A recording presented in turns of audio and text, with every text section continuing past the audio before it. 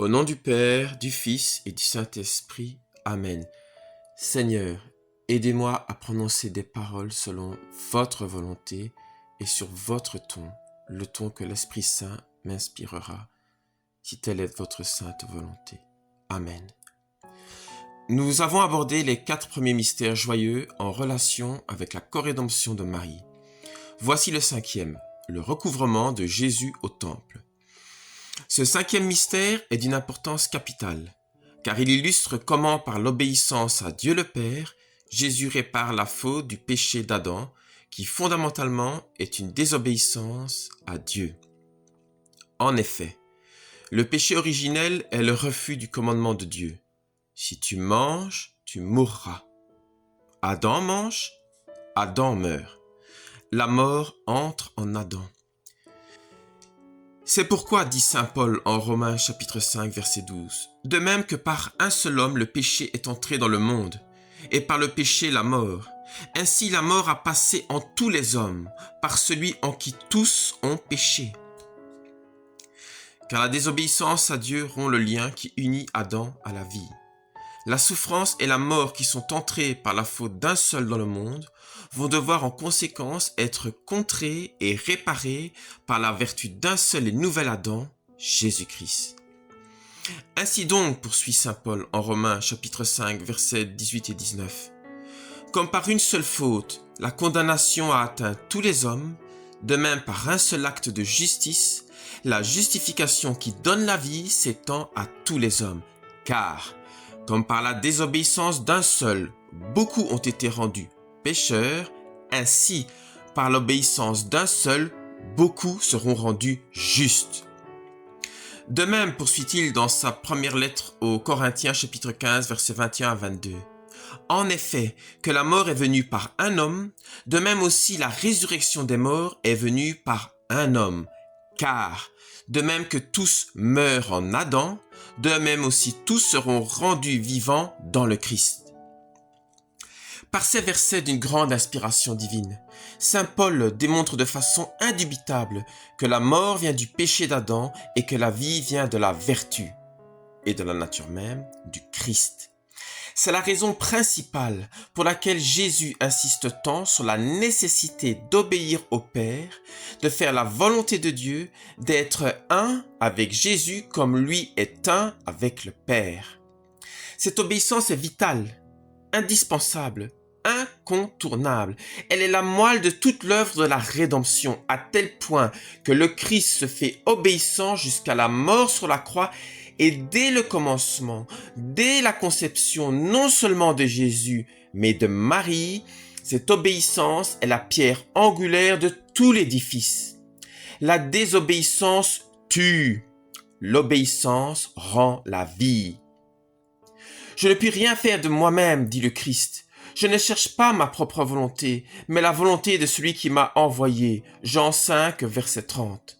Ma nourriture, c'est de faire la volonté de celui qui m'a envoyé et d'accomplir son œuvre. Jean 4, verset 34. Car je suis descendu du ciel pour faire non pas ma volonté, mais la volonté de celui qui m'a envoyé. Jean 6, verset 38. Afin que le monde sache que j'aime le Père et que je fais comme le Père me l'a commandé, dit le Christ tout de suite après la scène. Et il ajoute, levez-vous, partons d'ici. Évangile selon saint Jean, chapitre 14, verset 31. Levez-vous, partons d'ici, partons de ce monde corrompu et corrupteur. Ne nous laissons pas influencer par le malin et ses tentations. Tout le travail du Christ consiste à obéir et réparer là où le vieil Adam a désobéi et détruit. Autant dire un travail colossal, surhumain, au-delà des simples forces naturelles humaines. Nous savons que l'incarnation divine était nécessaire à une telle réparation. Je veux dire, la plupart des chrétiens comprennent et admettent cette vérité élémentaire de la foi en Jésus-Christ. Ce que peu de chrétiens comprennent et admettent, c'est que l'obéissance devra être si pure, si parfaite, qu'elle débute dès la conception immaculée de Marie. Marie a été conçue sans péché, car le Christ lui étant soumis, de par les lois de la parentalité, le moindre péché de Marie, par pensée ou par action, aurait cloué le Christ sur la croix. Or, son heure n'était pas encore venue. Jésus obéit en premier à celle qui, la première, obéit à Dieu et à la loi. C'est ce que le cinquième mystère nous enseigne. En chapitre 2, Saint Luc, versets 41 à 42. Or, ses parents allaient tous les ans à Jérusalem à la fête de Pâques. Lors donc qu'il eut 12 ans, ils montèrent à Jérusalem selon la coutume de cette solennité. Marie et Joseph observent tous les commandements de Dieu, ce compris les préceptes de la loi juive, la Torah. Dieu a donné ce commandement à Moïse pour initier le repentir par rapport au péché et à la désobéissance d'Adam et de sa postérité. Tous les hommes ont péché depuis Adam jusqu'à Marie. La pleine de grâce brise le cercle vicieux. Elle est ce grand signe dans le ciel qui apparaît en contradiction au dragon qui vomit contre la postérité de la femme. Le serpent a gagné contre Adam et Ève. Le diable va perdre contre Marie et Jésus.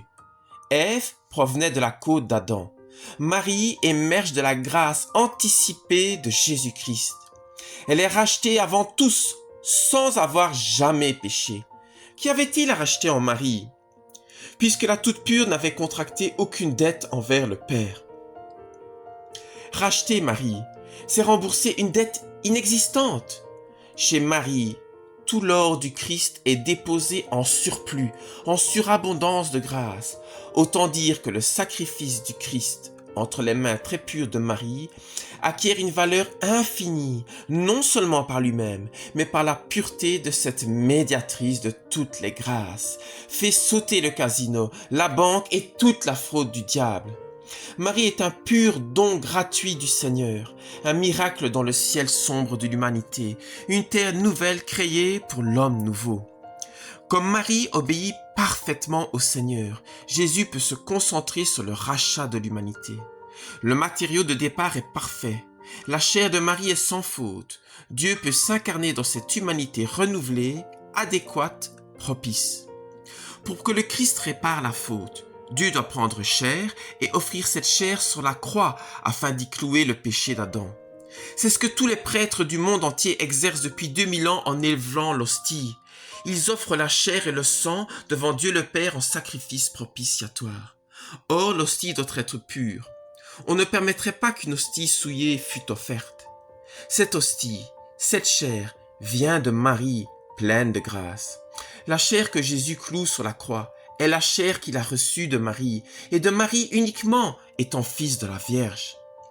Ce cinquième mystère a l'air de rien, si on le passe en revue superficiellement, mais pour qui le scrute avec attention, une fois de plus, la parole de Dieu est invincible en vérité et amour. Saint Joseph et la très sainte Vierge Marie, en obéissant à la loi juive, permettent au Fils de Dieu d'obéir au plan de rédemption du Père. C'est la raison pour laquelle ils le perdent en route, ne le retrouvant au temple à Jérusalem que le 3e jour. Car c'est le 3e jour que le Fils de l'homme ressuscite le temple de Dieu. C'est au 3e millénaire que le Christ revient en gloire sauver l'humanité au temps du jugement des nations. Et c'est au 3e jour métaphysique que le Seigneur restaure toutes choses. Car au premier, il crée nos âmes à son image et ressemblance.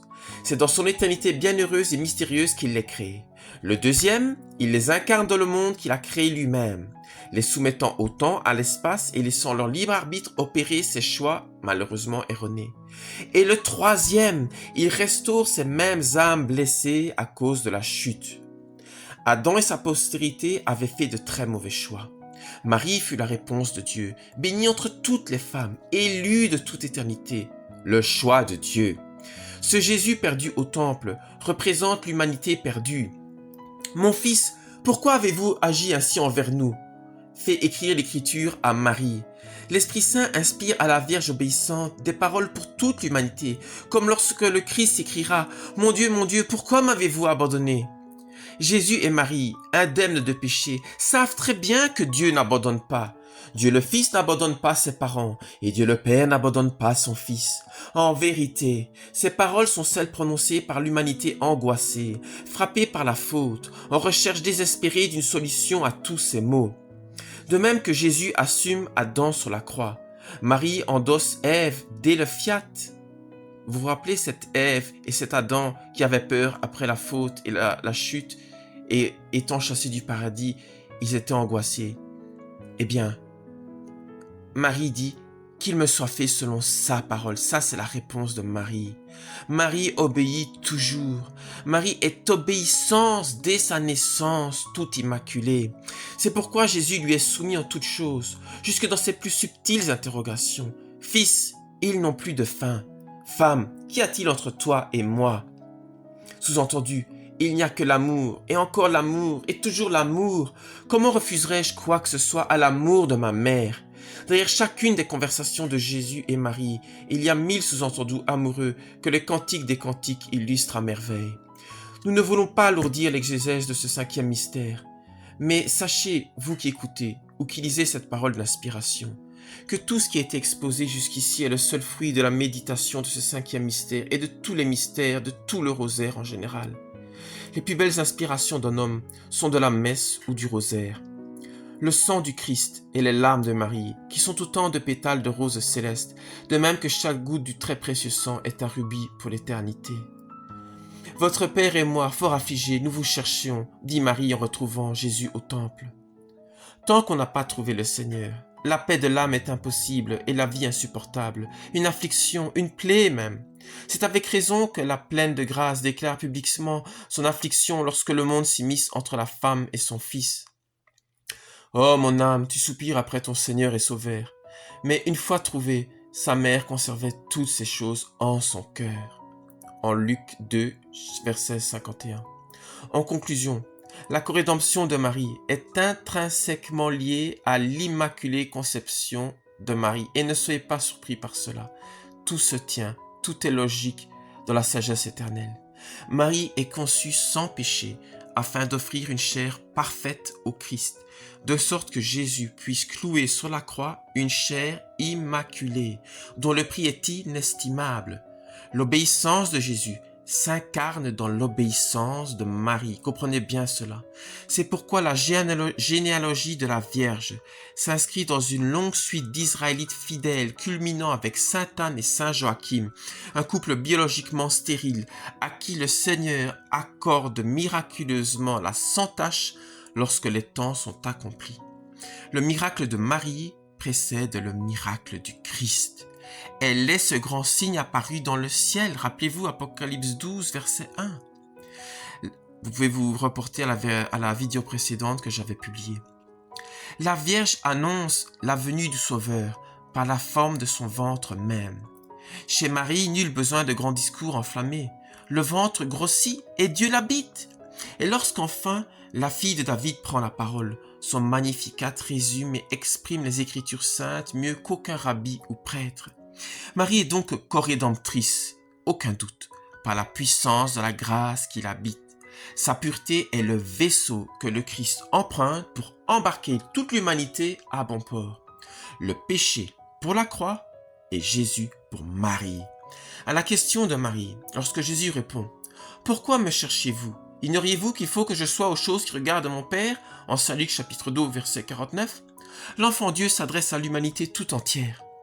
Jésus sait que Marie sait, car dès le Magnificat, soit 12 ans plus tôt, la pleine de grâce s'écriait en Luc 1, versets 54 à 55. Se souvenant de sa miséricorde, il a pris sous sa sauvegarde Israël, son serviteur, comme il avait promis à nos pères, à Abraham et à sa postérité pour toujours. Marie sait que Dieu n'oublie pas, que Dieu protège, que Dieu tient parole, car Dieu est la parole. L'angoisse vient de l'humanité, dont Marie représente certes la meilleure part, mais représente d'une façon ou d'une autre. Et puis la croix se profile à l'horizon, l'épée qui perce le cœur immaculé, la prophétie de Siméon, et je vous renvoie vers mes premières vidéos sur la corrédemption, notamment celle de la visitation, et tout particulièrement de la présentation au temple. L'angoisse de Marie n'est pas de même nature que celle de Joseph, et sans commune mesure avec les angoisses mesquines des hommes égoïstes imbus de leur confort personnel. Saint Joseph angoisse réellement, mais s'abandonne à la divine providence. Marie, quant à elle, assume pleinement l'angoisse de l'humanité en la présentant à son Fils au temple. Cette angoisse qu'un jour elle devra incarner au pied de la croix. La compassion de Marie est intrinsèque à la passion de Jésus. Marie est médiatrice de toutes les grâces. Chez elle, l'angoisse est vertueuse. Parce que je languis d'amour, dit la Sulamite en Cantique 2, verset 5, sous la plume de Salomon. Ce que David annonce du Christ Messie en ces psaumes, ces magnifiques psaumes, Salomon le fait dire à la Vierge en son Cantique des Cantiques. Le temple que le fils de David devait, c'est-à-dire Salomon, devait construire au Dieu d'Israël, est cette Vierge apparue dans le ciel de l'humanité, c'est-à-dire c'était une prophétie anticipative dans l'Ancien Testament qui se réalise par la Vierge, par la jeune fille du Nouveau Testament. Cette arche, ce tabernacle, cette grâce, ce mystère dont nous lisons tant de beaux versets en ce temps de l'Avent. Alors, chers amis, rendez-vous au prochain mystère, si Dieu le veut. Si vous avez aimé, n'hésitez pas à liker, mettre un pouce bleu, à vous abonner aussi, c'est gratuit, je le rappelle, partager, transmettre, faire publicité et aider cette chaîne à se répandre pour toucher le plus grand public et défendre ces vérités qui vont être très utiles en ces temps de la fin. Et surtout, oui, n'en doutez pas, il y a des vidéos sur la géopolitique, sur les sociétés secrètes, c'est des sujets que je connais bien, mais je suis persuadé que ce 5e dôme qui devra être déclaré par la Sainte Église, par un pape angélique et soutenu par un monarque promis par Dieu, eh bien ce 5e dôme est vraiment la pierre angulaire et aussi le sceau final. C'est lui qui viendra clôturer tous les dogmes de la Sainte Église catholique. Et en fait, la rédemption de Marie explique tout, résume tout, et les protestants vont être surpris et vont revenir dans l'église. Les plus intenses d'entre eux, les plus sincères, ceux qui aiment vraiment la parole de Dieu, ils vont revenir et vous allez être surpris. Ça a été promis et Dieu tient toujours parole. Alors je vous demande de prier le rosaire, je vous demande humblement, j'ai pas de demande à vous faire, mais c'est plutôt une supplication, c'est un désir, voilà, c'est une invitation. Priez bien le rosaire chaque jour, comme nos bons prêtres nous enseignent à le faire. Voilà, chaque jour que Dieu fait, et offrez un ave pour celui qui cherche à honorer la co-rédemptrice, médiatrice de toutes les grâces et notre avocate. On se tient tous par la prière, bien encordés au très saint rosaire, comme le disait notre Seigneur à Martine dans ses révélations, pour ceux qui connaissent. Le lasso de la femme revêtue du soleil. À Jésus par Marie. Amen et Amen. Je vous salue Marie, pleine de grâce. Le Seigneur est avec vous. Vous êtes bénie entre toutes les femmes, et Jésus, le fruit de vos entrailles, est béni est Anne, votre très sainte mère. Sainte Marie, Mère de Dieu, priez pour nous, pauvres pécheurs, maintenant et à l'heure de notre mort. Amen et Amen.